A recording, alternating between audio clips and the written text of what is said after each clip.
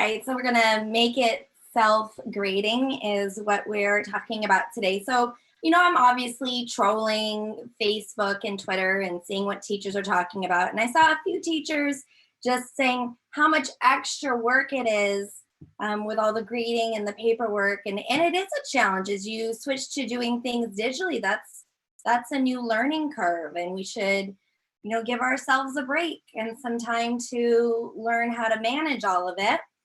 And so I thought we would do a webinar because one of my key things that I always present talking about Google Classroom is if a robot can grade it, it should.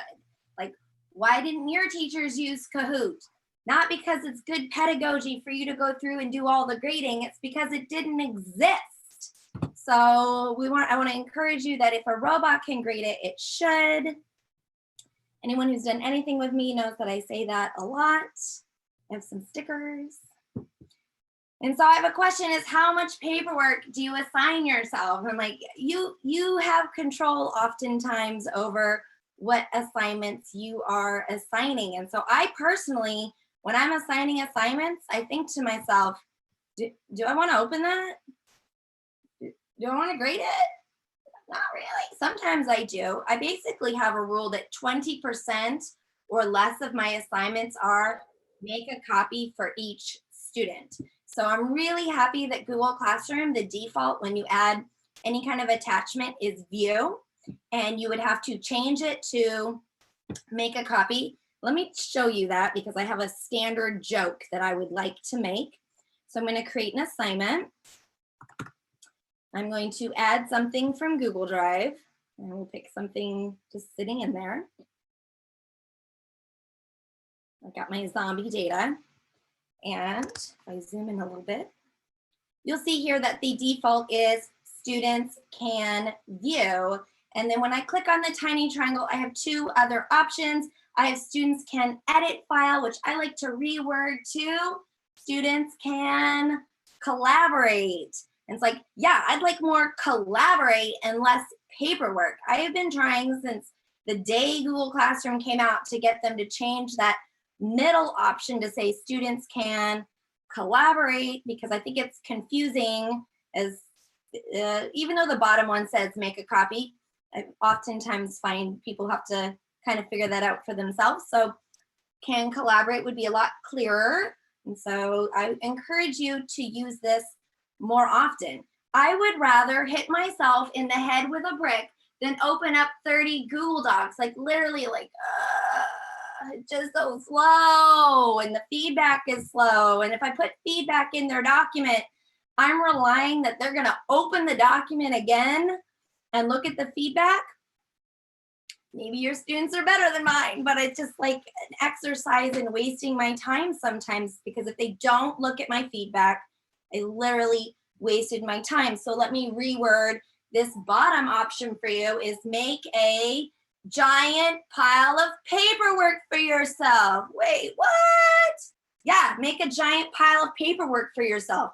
I consider this third option like poison.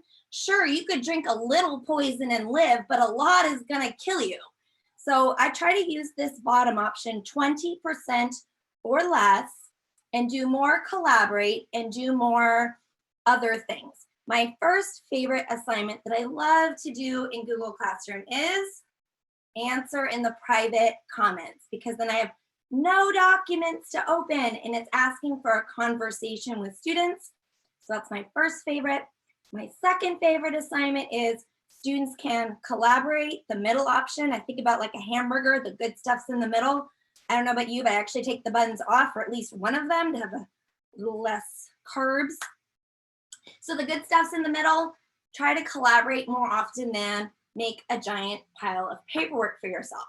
And then my third favorite is what we're looking at today. Let me check and see who's in this Zoom. Uh-oh, did I lose the screen share? Yeah. I lost the screen share.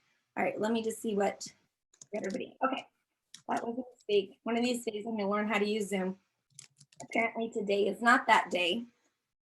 And yes, today is definitely not that day because it is in full screen mode. No, it's not. It's this one. Today's not the day I learn Zoom. All right, so we'll go back to my slides. So my question is, how much paperwork do you assign yourself? And I would like to encourage you to just assign yourself less. Thinking about low critical thinking tasks, where like you're marking it right or wrong. There is an answer key. This is what I'm talking about. I'm not talking about critical thinking assignments, projects, and essays, although WRIQ will grade your essays for you.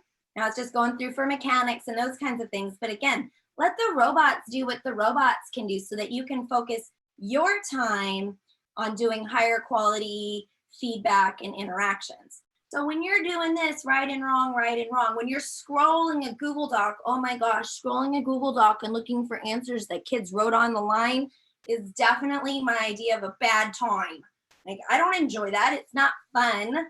If anything, use Google Slides because at least it's multimedia and the kids will sometimes add a sparkly unicorn or something. But we're really talking about learning. And if we're not sitting and evaluating how much learning comes out of the time that we spend, we might not be spending it in the most efficient ways. So for low critical thinking tasks, is that the best use of your time? And I would like to argue, no. All right. There's only so many hours in a day, and how you choose to spend your time can have some of the biggest impact on relationships and right, and learning. And so there are things, if you look at John Hattie's research, what's really good for learning, grading is not on the list. What improves learning? Not grading. Feedback, relationships with the teacher, actionable feedback, like they do something, you give them feedback and they have to do something with it. That's really time consuming, but it's really good for learning and relationship building. So I would like to encourage you to swap out how you spend your time. How much time are you going to spend, first of all? And I highly recommend that you decide how much time you're going to spend. If you don't, it'll suck up your whole day. Parkinson's law, I learned this from John Carippo. If you go to Wikipedia and look it up, Parkinson's law basically says the task is going to take you exactly as long as you have. So if you say, I'm going to give myself 3 hours, it's going to take you 3 hours to grade those papers. Say, look, I got 45 minutes to get through these, then it's going to take you 45 minutes. So, just decide how much time are you going to spend and how do you want to spend that time? So I would like you to choose tools that grade for you. So let me emphasize again, this is low critical thinking tasks, DOK1, some DOK2. If you're not familiar with DOK, that is depth of knowledge, and it's on a 4-point scale. So DOK1 is memorize, what's the answer, recall.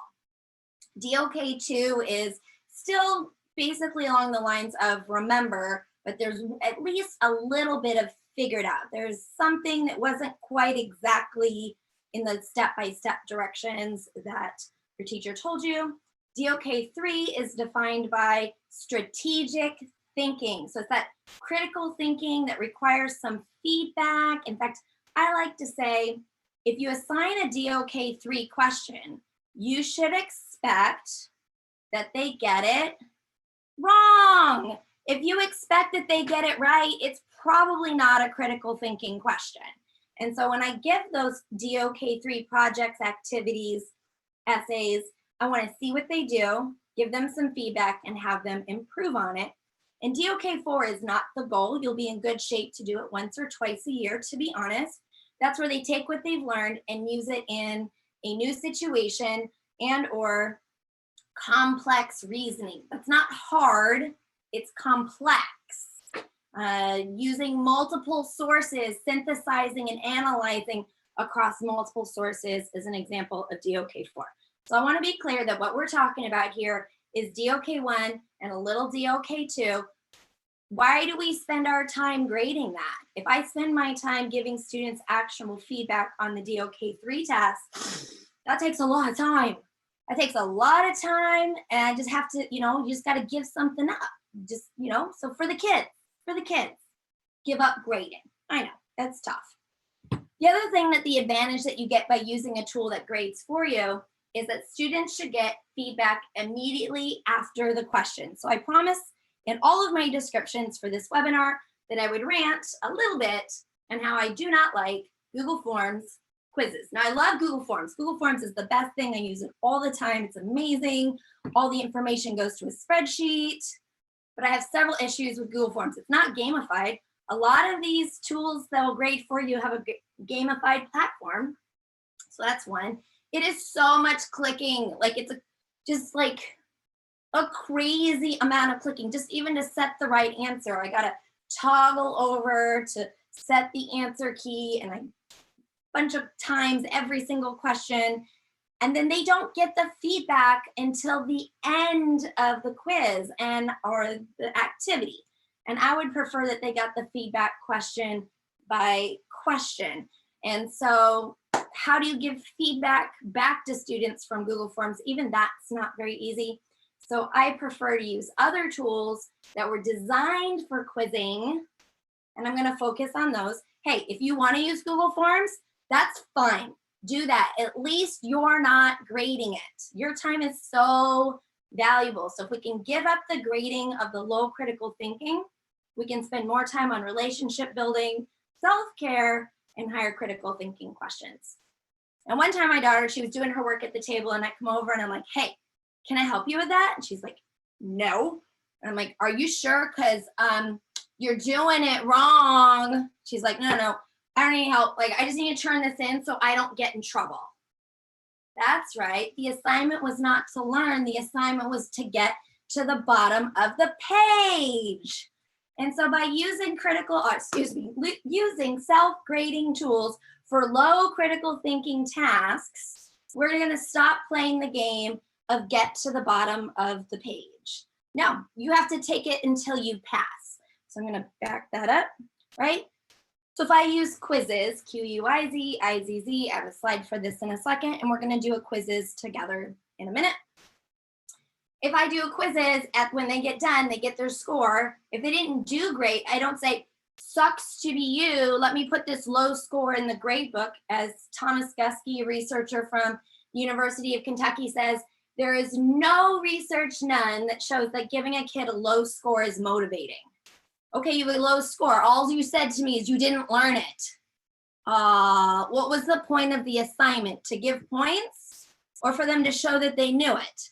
So if they didn't know it, you got to do it again, dude. Do it again. Just keep going. And it's really not feasible. It doesn't scale if I have to grade it as the teacher, but the computer never gets tired. It's like, let's do it again. The kids may not think that's so awesome, but I think it's awesome. No, we're here to learn. I'm going to need you to do it again. So if they aren't successful, a lot of times, most of these tools have some sort of way that I can get the data on that, know what they're not being successful at. I can go over with them and they should take it again. Don't accept low scores anymore. No, I'm not here to give you points. I'm here to give you learning. So you're going to retake it until you pass. Okay, so those are my arguments. And one of the things that I do when I'm using non-Google tools, they're using Quizlet, Quizizz, something like this, they should always take a screenshot and submit work that they've done. So when you pass, take a screenshot and turn it in. It's kind of my standard directions. I like to use a variety of tools and mix it up. Now, one of my favorite tools is Quizizz. And they just this last week added in all of these new question types. So we're going to take a quick look at that. And while I love Quizizz, there is going to be a point that your students are you for reals, Keeler? Another Quizizz? Like, okay, I get it. We can try something else. So I have a list of them, of things to try, and it's definitely not an exhaustive list. Now, I'd like to do is spend about half of this webinar just looking at some of the self-grading tools that you could use. And the other half is for you who are Google Classroom users to show you how I have Google Classroom auto score for me. I don't know about you, but it drives me bonkers that when I have my roster of students and I have to give everybody full credit, now I use rubric scores, so I put a 4. So I go 4, enter, 4, enter, 4, enter, 4, enter, 4. It's so tedious to type every kid's score in every time. So of course I coded my way out of that. So the second half, I'm going to show you that if you're interested is how you can have it auto score for you. Okay, ready? All right, let's go take a look at Quizizz. One of my favorites. It is 100% free. There is no freemium features. I do know the guy who invented Quizizz, and I'm like, dude, I would pay for you to allow me to have my Quizizz live forever. You could make that a freemium feature. He hasn't taken my suggestion on that yet. But if you look over here on the left where the create a new quiz looks like a button, that was my idea. So at least there is that. One of the fun things about Quizizz you'll see here on the left-hand side is it says, zoomed in too much, sorry. It says memes. So when students get a question right or wrong, it immediately lets the student know if they got it right or wrong, and they have this fun collection of memes. But actually, you can make your own meme collection. This is where I'm gonna give a little dig to Google Forms Quizizz. Where's the gamification? You can kind of hack in some memes if you set up branching, so I'll give you that. But I like Quizizz because it's just built in and it's easy for me to do. Now, while it says right up here at the top, create a new quiz, don't do that. Seriously, didn't we just start this whole thing saying your time is so valuable? Use it to interact with students or self-care and give high quality feedback on higher critical thinking tasks. Do you really need to make these quizzes? Is your activity that much better than the ones that already exist? Because I'm telling you, I don't care what you teach, there is already 25,000. That's not a joke and it's not hyperbole. There is already 25,000 examples of exactly that. So does anyone want to tell me something they're teaching this week? I'm going to look it up. I lost the chat somewhere. And chat, here we go. I'm doing balancing equations. Balancing equations in chemistry? Yes. All right, cool. So I'm gonna type in balancing equations. I'm sorry, there is not 25,000. There's 199,000. Now, Tasha, are you telling me your balancing equations activity is better than all 199,000 that are in there? Probably not. Can't one of these be good enough? And that's my argument. Why don't you come in? You can see here someone's already set it up with the subscripts. I click on it, it can give me a preview. You're like, yeah, this is pretty good. I could live with it. But if you don't like it, you can click edit. A lot of times, in my opinion, they just have too many questions. Like, who wants to answer 25 questions? That's exhausting. So sometimes I'll edit some out, or I'm like, that's not how I would word it. So then I'll just edit it. It makes a copy when you edit it. So I'd like to show you how quick and easy it is to take a Quizizz that you found. It's also equally easy to do the exact same things with ones that you made. Your idea of a good time on a Saturday night is making Quizizz. I won't blame you because I'm kind of that kind of nerd myself. I do enjoy that as a hobby, but don't feel pressured. Use the ones that already exist. Okay, now I think this is a little confusing, so let's go over these. There are 3 buttons. 2 of them are purple. 1 of them is green. So play live is how you would play together. And what's really nice about Quizizz is it's more self-paced. So when you play together, one person can be on question number 1, and another person's on question number 3. So we're not waiting for other students to finish. And of course, anyone who knows me knows that Joe Bowler is my favorite person in the whole world. And she says that being fast is not the same as being smart. And so I don't want to give kids the impression that they need to quickly get this and that they're not getting it as quickly as others. So reasons that I love Quizizz. Now the assign homework. Now, of course, I wrote a book called Ditch That Homework. So I wish that they would not call it homework, but that's the magic button. Assign homework is the magic button that you want to use because that's what's going to allow for a self-paced mode. Self-paced mode. So play live, group mode. You can do that even remotely. you just put the link into the stream of Google Classroom and just say, hey, we're doing this at 10 o'clock, then everyone can do it together even though they're at their own house, and it works great on a phone.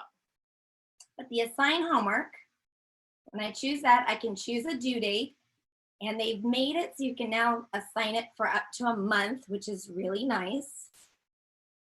And then it says it's not assigned to any classes, so you want to make sure you select. And it's already synced to most of my Google Classroom classes, but if not, you go to manage classes. Let me see if this one's in here. That's a no. Okay, so I'm gonna have to manage classes. So it's syncing. I'm gonna update my Google Classroom classes. And I want to import this one. And no, they are not required to enter their guardian's email. You might want to. So Quizizz will connect to parent emails to give them some feedback, which is nice. It's thinking about it. Uh-oh. Oh, those are the ones that are already synced. Yes. Okay. So I think if I go back here, and I refresh, this should let me pick it. So once you've synced it to your class, then I just go in. No, it's, there it is, I see it. Do you see how I add an emoji to my class title so I can find it easier? That's a little trick. We're gonna do quizzes, balance, equations. Next. And it has all these options down here that you should read. I'm not gonna read any of them. I'm just gonna assign, and it does just this lovely thing. Okay, where, let me see if I can get Command 0. It's all zoomed in weird for me. You should be able to get the link to this also. I lost it. You know, they're changing the interface on me all the time. It's fine. So if you're in the Google Classroom that I set up to begin with, this is the code for the Google Classroom if you still need to join it. It's DZDCJMD.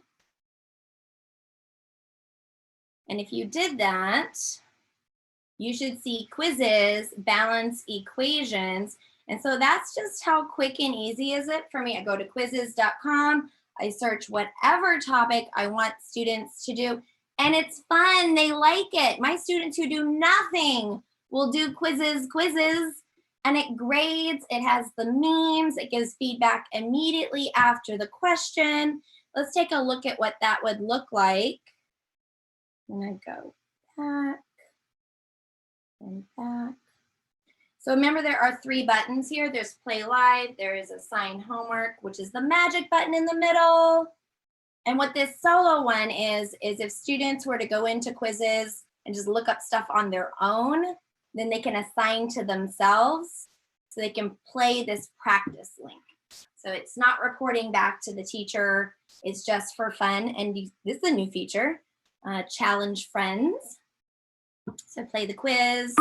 Let's see how good I am at balancing equations. Okay.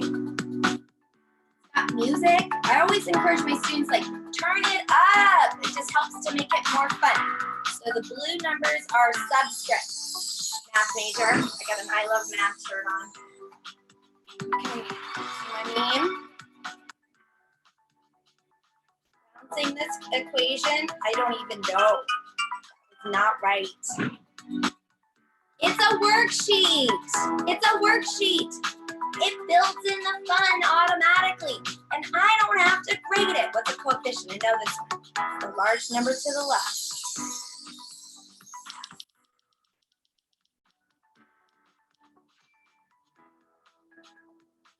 All right, so we got a power up. I was doing so good. Got it.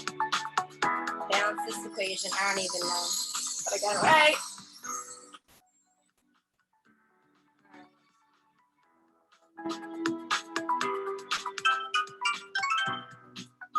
So I'm going to go ahead and exit this. So it would allow me to go through all of the questions in a much more fun format if I get it wrong, I know which ones immediately that I need to ask my teacher to get help on, and Quizizz just has some really fun features.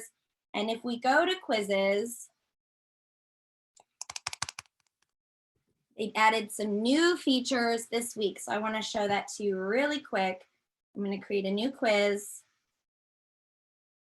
And it is really fast and easy to create a new quiz if that is your idea of a good time on a Saturday night. But now notice, not only can you do multiple choice, you can do check boxes, so multiple select, fill in the blank, polling, and open-ended questions. So Quizizz just got even better, even though it was already pretty amazing. And again, it just shares right into Google Classroom, which is a really nice treat. Okay, so going back to my slides.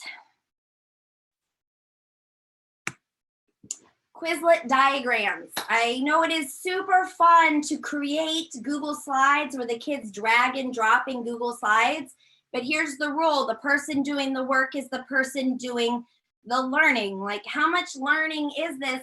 But I'm worried mostly about you. You're gonna go open 30 to 150 Google Slides to see if students dragged it correctly. No, I'm not. No, I'm not. That sounds terrible. Like, did you drag this correctly? Robots should grade that. So let's look at Quizlet diagrams. Quizlet diagrams. And I think I saw that Quizlet just this week added self-paced mode to some of their activities. Was it Quizlet?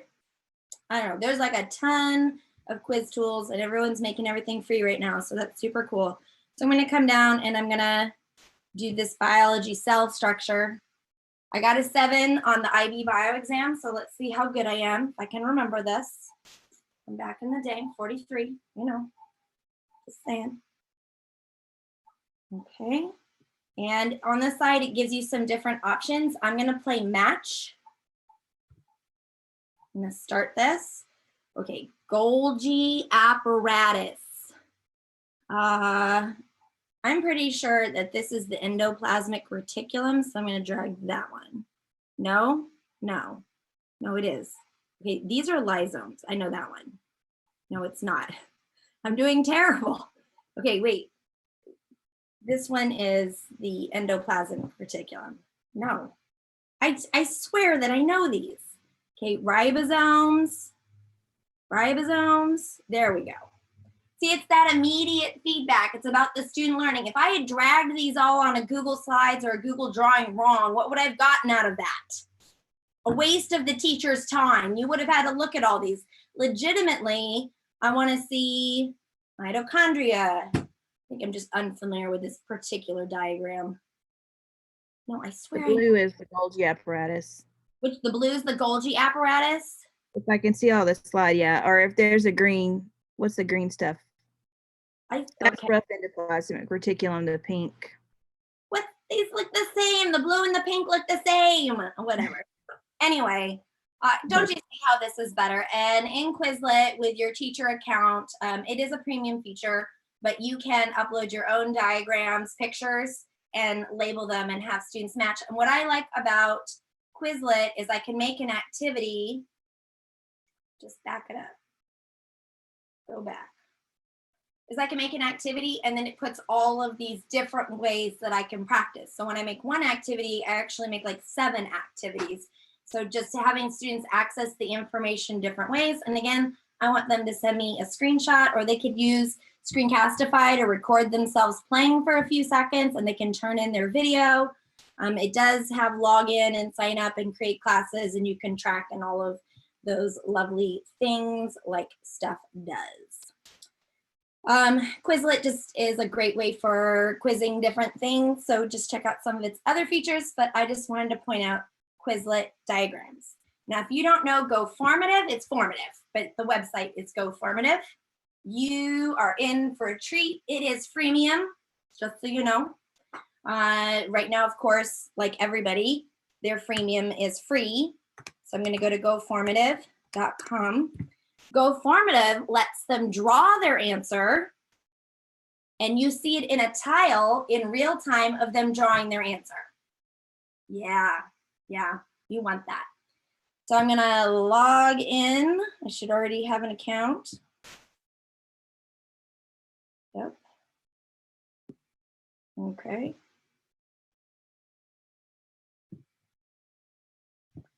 I will accept this privacy policy. I know the guys over at Formative and they are super cool. So I have what are Google tools and what I've got in here. Next, they're trying to give me a tutorial. I don't want this right now, just dismiss. Right, I just made a true and false, excuse me, a multiple choice quiz, just like I could in a Google form and with Quizizz, but they give me some different types of questions that I can add. So, whoa, you see this drop down list? Oh, that felt awesome, right? I can have the kids categorize, essay. You can have the students give an audio response, ooh, graphing, matching, multiple choice, multiple selection, numeric, resequence, show your work. Yeah, it's fine, I think. So I can switch it to show your work and true and false. Did I tell you you were gonna love Goformative? And of course they have a giant library like everybody does. Formatives, search, linear equations. Oh, so I'm sorting mine. Somewhere I'm missing this. There's a library. Oh, it says library at the top. Wouldn't it be great if I clicked on the word library when I'm looking for the library? So I'm going to go ahead and click on this analyze different rectangles just to pick the first one. And I can see over here on the side a preview, show your work, label the rectangles, write the equation, explain your previous answer. So I'm able to, but those are not self-grading questions. So just remember that. Goformative has self-grading question types, and then they have some other ones, but I think that you will really like all of them. So that I want to make you aware of Goformative. Now, teacher.desmos.com, if you don't know, Desmos is a graphing calculator. If you just go to desmos.com, this should be revolutionary. The fact that Desmos exists should be revolutionizing how we teach math, because we no longer need to do math. We get to explore math and understand math. And as Joe Bowler from UCube says, is that math is about pattern finding. So I'm able to start graphing and create a graphing calculator and do these kinds of things. But if I go to teacher.desmos.com, oh, this is where it gets awesome. It has self-grading features. And so I'm going to look up here on most popular. Will it have hit the hoop? And what it has students do, let's go to, there should be, no, come on. I want to preview it. I'm missing this preview button somewhere. Do it? No. Student preview. I just didn't scroll low enough. I'm like, I know there's a button. Okay, so you can see here it's got a panel of screens that walks them through the idea. Let's do student preview. Drag the black points to create a line that models the blue points. So you can see that it's interactive. Right, and then it shows them like, look how this applies. I think that's the Dan Meyer picture. That's awesome. And so anyway, do you notice this is walking the student through that they're able to put in some free response that you can look at, but then they also have self-grading features. There's a whole bunch of them in there. You don't need to make them yourself, but you can if you want to. You know, that's your idea of a good time on a Saturday night. I do like to make Desmos activities. It's pretty fun. So I'm running out of time here to go through all of these. Pear Deck is super cool. Pear Deck has a student self-paced mode that you can turn on, and it's just a really great for remote student engagement. Let's just go to the Pear Deck page real quick. I'm not going to pull up a Pear Deck just for time. You should definitely check out Stacy Roshan. She is so awesome with how she uses Pear Deck, and I've got some blog posts on it.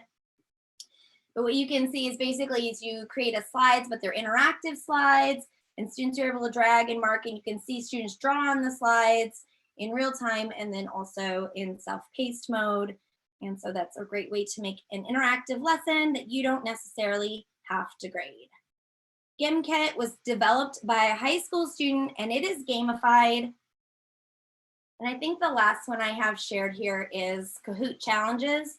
Now, Kahoot's always been something you have to do live in class. You're still not grading it. The kids are submitting their answers. And we know kids will run to class and poke each other in the eye to do a Kahoot. We know gamification is motivating. So why wouldn't you use it? These tools are there, but they now have Kahoot challenges, which is self-paced, and so that they don't require the whole class to do it at the same time. Okay, anyone have any questions or comments? I did a lot of talking. All right, someone said, what is your opinion is the best for 3rd grade? Oh, Michelle, they're all good. I don't think any of these were really super specific. The teacher.desmos.com definitely has some activities for 3rd grade, but I think it tends to skew most of the activities for higher grades. But Quizizz is definitely universal. My high school students love it. Kindergartners love it. That's good for all grades. And for sure, Pear Deck. Everyone should just use Pear Deck. It's really neat. Okay, any other questions? You're here so you can talk at me, just so you know. Okay, so what I'm going to do for this last half, if you are not a Google Classroom user or you're not that brave, you can just leave now. I don't want to scare you off, but just to be honest, I'm going to show you how to use my code. So you're not doing any coding, you're going to use my coding, and I'm going to show you how my code will auto grade. Okay? So it is alicekeeler.com/classroom level up. alicekeeler.com/classroom level up, and it asks you to make a copy.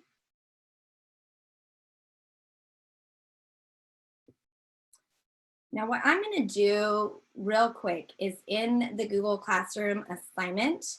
Did anyone finish this Quizizz? One person, yes.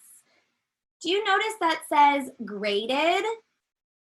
That's right. You all were watching me this whole time. Did anyone see me grade any of them? Tasha, I hope that one's yours. No, of course not. You didn't see me grade any of them because Quizizz grades it for you and it puts their score into Google Classroom. Who is this person that did it? Graded. Here. Looks like Rebecca Forrest. Awesome. And Rebecca got 100. What? Nice job, girl.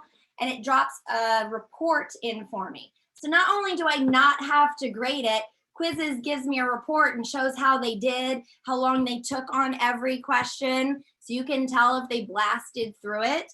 If they take it 3 times, it drops the report in there 3 times. It's the best. You absolutely want to use Quizizz without question. Okay, so what I'm going to do though is I'm going to real quick create an assignment number 045. I don't know why I'm number 45, but I'm going to use 45.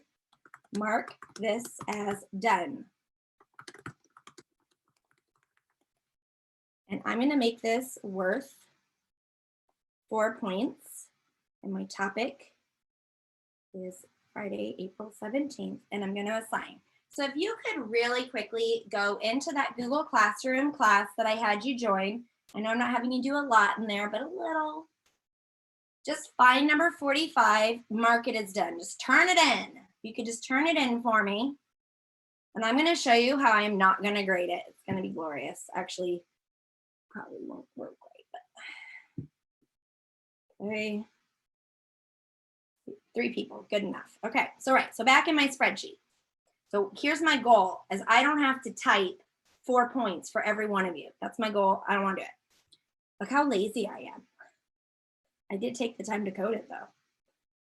So once you have made a copy of alicekeeler.com/classroom level up and you go to the add-ons menu, I have a lot of add-ons. Down at the bottom, it should say GC level up game. And now it can take up to a full minute for that to show up. So, because it just has to load the code. So it shows up eventually. And then we're going to show the sidebar. Continue. PD Alice Keeler, here we go. Just say yes, allow. I coded it personally. It's safe, trust me. I'm gonna choose setup. Sidebar comes up, I'm gonna do setup. Got to import your classes. I might have a Google Classroom problem because I have 359 Google Classrooms. It's gonna tell me that any second now. I know, Dawn's laughing at me. I do though. Watch. Oh yeah, sorry, I was wrong. It's only 349. See, I'm off the hook. I'm not quite so crazy. So I'm gonna tell it to just show me the last 20. I coded this because as I was testing it, it would load up all 300 every single time, which you can imagine when you're testing, that's no bueno. So I'm like, I'm gonna have it ask me how many I want to load because it does load your archived classes also. So you're going to checkbox the class that you want to auto score. I'm gonna checkbox that class, and then over in the sidebar, I set the class. So my hope is that so far this is pretty intuitive. So you are going to go to alicekeeler.com/classroom level up. You're going to wait about a minute, go to the add-on menu, go to the GC level up game menu option and do the setup, import classes, and set your class. And then it says over here, do you want this to be a game? I initially coded this to help students to level up, that when they would turn in work, they would automatically go from level 1 to level 2 and then to level 3. We'll do that as another workshop. So I'm going to say no game. And what you'll notice here is that I have a whole bunch of assignment types that you can push to Google Classroom. Here is the rule. You can only manipulate assignments with code that you made with code. So, like I'm a dope, you guys, right? I just had you turn that one in. It will not grade that one. The one I just made where I go create an assignment and I said mark it as done. That won't work at all because I did it right in Classroom. I have to do them from the spreadsheet. I have to make my assignment. So I'm going to create a draft assignment from number 046. Mark this one as done. So I want a template. Now it's going to make one anyway. So what I've gotten in the habit of doing is I leave this spreadsheet up all the time. So when I want to make an assignment in Google Classroom, I use these buttons for the assignments. Draft, multiple drafts lets me make a whole bunch of assignments at once. In fact, I'm pretty prone to doing that.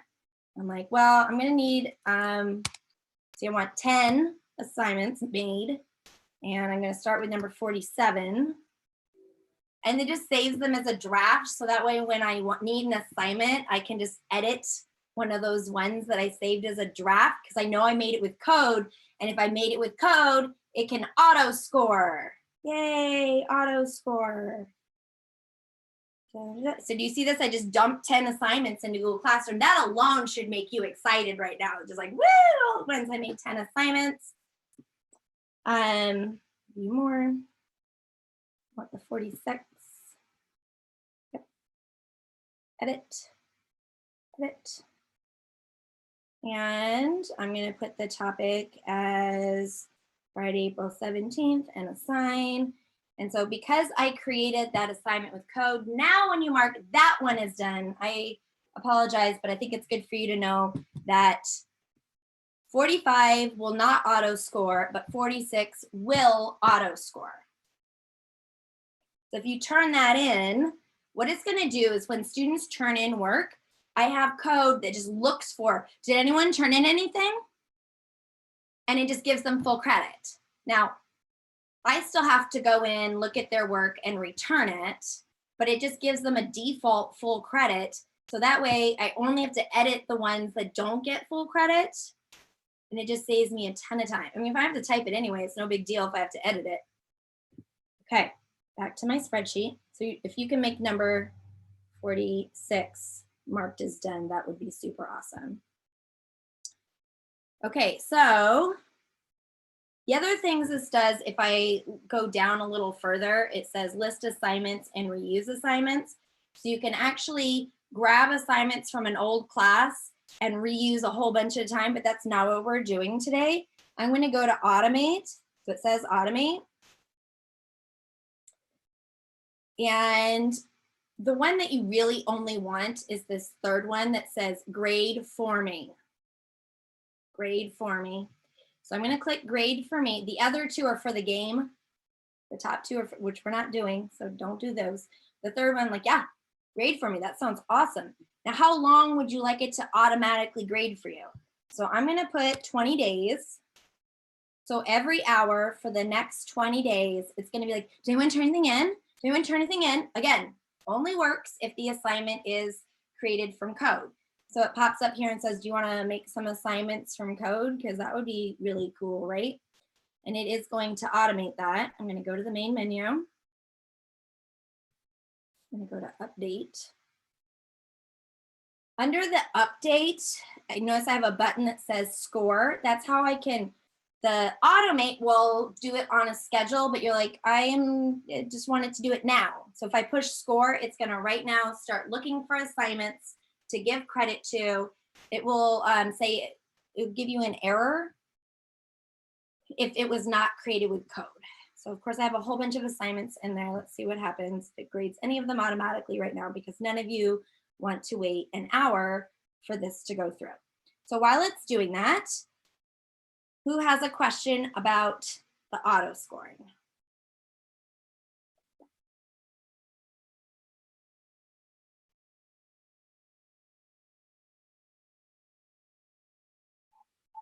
Now, I usually grade credit, no credit. I've just, after doing a lot of research on grading practices, I can't really grade accurately. So I just stopped doing that. And I said, look, we don't give low scores. I didn't assign it to you for fun and kicks and giggles. It was important. It's important for you to do it right. They're really ticked off at first and then they get used to it and just makes it easy because then I just do credit, no credit on pretty much everything. That's me. So it's nice. The auto scoring is extra nice since I do it that way. I don't know if you can see this little pop-up at the bottom. It's like updating Juanita, updating Debbie. So it's just going through each assignment and looking like, did these people submit it? This is, I should have made a brand new class for this. I knew I was, dang it, I was being lazy. I'm like, I already have a class. I'm gonna use the one they already have. But like an idiot, this has 150 students in it. So it's actually having to go through, did 150, 64, did 164 students turn this in? No, pretty much none of them did. That's why nothing's happening. If I do this webinar, look, found Tasha's. Unfortunately, it was number 45 that said, mark this as done. And that's why it says undefined, because number 45 was not with code. So it will not auto score it. Since she doesn't have any points on that one. But eventually, what we're going to find out, if I just chill out long enough, when I come over and I open up number 46, these 5 ones that you guys turned in. So what happens is when I open this up, oh, I forgot to make it worth points. All right, I'm going to do it now. It's fine. Just do it now. It has to be worth points to give points, just so you know. And I use rubric scores. I open up an assignment and I see like, I'm gonna have to do 4 enter, 4 enter, 4 enter, 4 enter. And I'm like, nope. So I go over to my spreadsheet and let me do it from scratch, how you find that. I go add-ons, GC level up game, show the sidebar, and it's under update. So you go to the update menu and it says score right there. Score it. Don't worry about the other ones. The other buttons are part of the game, which you are not doing. That's a different webinar for another time. And you don't have to do the game to use my code. So one more time, just go add-ons, GC level up game, show the sidebar. Since I've already set it up, I'm not going to do setup. I'm just going to go to update. I'm going to push auto score. I just push score right there. And then I go to the bathroom and I refill my coffee and I make a graphic organizer because that's my idea of a good time. And then I come back to it when it's automatically put all the points in, because it's not my idea of a good time is typing everybody's score one at a time. So to wrap this up, I'm going to show you a class Now, do you notice along my top, it's called the bookmark bar, I have a whole bunch of Google Classrooms. So I'm going to click on this one for stepping up. And I have them all bookmarked to the classwork page. So when I go to my class, I go to the classwork page, and then I bookmark it. So I no longer go stream and then classwork. In this case, I do want the stream. So what I'm looking for is an assignment that has been turned in, but I have not returned. Which might be a trick because I'm really like diligent about returning work. Come on. There we go, right? See? Oh, here we go. Here's one person who turned this in. Ah, that one's not, the code hasn't run yet, of course. So what it's doing is every hour, it does a chunk of them and then it runs out of time. And then it picks it up again the next hour, and it can take some time for it to run through. Do you see this? Look how good I am. I've already like returned it to everybody. Dang it. Ways to make me look stupid. Now trust me though, like when I open this, I answered these earlier today too, so I'm probably gonna have the same problem. All right, let's check if this one's been auto-graded. No, of course not, of course not. But normally when I open these up, how about this one? Since I did them this morning, they're probably, aha, yes, yes. Do you see how that one's, it says resubmitted? That's just the nature of the code. It will say resubmitted. So I know this one where it's 4 out of 4 and says resubmitted is actually one that was scored by code. I did not type that 4. Okay. Go back to my slides. It is alicekeeler.com/classroom level up. You're going to make a copy of the spreadsheet. After you make a copy of the spreadsheet, copy the link to the spreadsheet and save it. Let me show you where I save mine. So in my class, at the top of the classwork page, what I do is I create a material. Do you see how it says Keeler spreadsheet? I create a material in all my classes and I just leave it as a draft. And that way I can find the spreadsheet that goes with that class really easily. So we're gonna go back here, right? So you're gonna go to alicekeeler.com/classroom level up. You are going to wait about a minute for the code to load. You're gonna go to the add-on menu, choose the GC level up game, do setup, where you load your classes, import your classes, checkbox your class, set your class, and say no score, and then create assignments from the spreadsheet. Create assignments from the spreadsheet.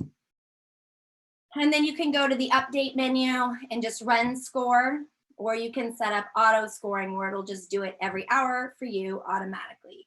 Okay, that's what I wanted to show you guys today. I'm feeling pretty accomplished that I pulled off both of those goals in less than an hour, which is pretty amazing because I'm terrible at that. Anyone just want to tell me that my coding skills are awesome? Carrie said, wow, in the chat. Your coding skills are amazing. Thank you, Tasha. That's all I was really hoping for today. So that was very helpful. Thank you. I got to go back and redo that class. For the coding class? Mm-hmm. Well, the goal of the initial coding class is, of course, just to convince you that it's not as hard as you think. Did I accomplish that one for you when you took the coding workshop? Definitely. Find things to do. Now, obviously, all that code that I did for the auto scoring, that's 6 years of practice. I wouldn't jump to that. Well, thanks for joining, you guys. I appreciate you hanging out with me, and I hope that you got something out of it today. Thank you so much. Yeah, you're welcome. Thank you. Oh, bye, Tasha. See you later. See you later. And